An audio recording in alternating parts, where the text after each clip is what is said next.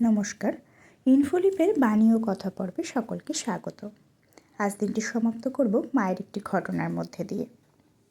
সুরেন্দ্র সেন দীক্ষার জন্য স্বামী বিবেকানন্দের কাছে জেদ করতে লাগলেন। স্বামীজি অবশেষে সম্মত হলেন। 3-4 জনকে দীক্ষা দেবার জন্য ঠাকুর ঘরে ধ্যানস্থ হলেন গিয়ে। শেষে সুরেন্দ্র সেনকে ডেকে বললেন, ঠাকুর বললেন আমি তোর দীক্ষে গুরু নই। ঠাকুর দেখিয়ে দিলেন যিনি তোকে দীক্ষে দেবে তিনি আমার চেয়েও বড়। তোর হতাশ হবার কারণ নেই, সময়ে সব হবে। এই কথা শুনে সুরেন্দ্র সেন মর্মাহত হলেন। ভাবলেন স্বামীজি থেকে আর বড় কে? অনুপযুক্ত বলে অনুগ্রহ না করে ফাঁকি দিলেন। এই ঘটনার কিছুকাল পরে সুরেন্দ্রের স্বপ্নে এক উজ্জ্বল দেবীমূর্তি সম্মুখে এসে বললেন, একটি মন্ত্র নাও। তিনি জিজ্ঞাসা করলেন, কে তুমি? আমি সরস্বতী বলে মন্ত্র উচ্চারণ করলেন। এতে কি হবে? এর উত্তরে দেবী উত্তর দিলেন, কবি হতে পারবি। কবি মানে জানিস? কবি মানে জ্ঞানী।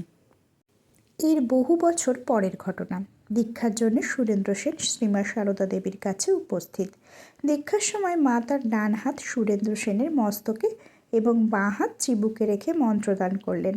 মন্ত্র শোনা মাত্র সুরেন্দ্রের সমস্ত ঘটনা যুগপৎ মনে পড়ল। মাথা ঘুরতে লাগলো, বাহ্য সংখ্যা লোপ পেল, কিন্তু আনন্দ আর অনুভূতি লোপ পেল না। প্রকৃতিস্থ হয়ে তিনি দেখলেন স্বপ্নদৃষ্ট দেবীমূর্তি ও মায়ের মূর্তি এক। মা, আমি অনেক দিন আগে স্বপ্নে একটি মন্ত্র পাই। এই কথা বললেই মা উত্তর দেন, কেন মিলছে না? ঠিক মিলছে তো। মায়ের এই সুন্দর ঘটনা আজ আপনাদের সামনে তুলে ধরলাম। সকলে ভালো থাকবেন, সুস্থ থাকবেন, আনন্দে থাকবেন। ঠাকুর, মা, স্বামীজি, গুরুদেবের চরণে প্রণাম জানাই। সকলকে শুভরাত্রি। ধন্যবাদ।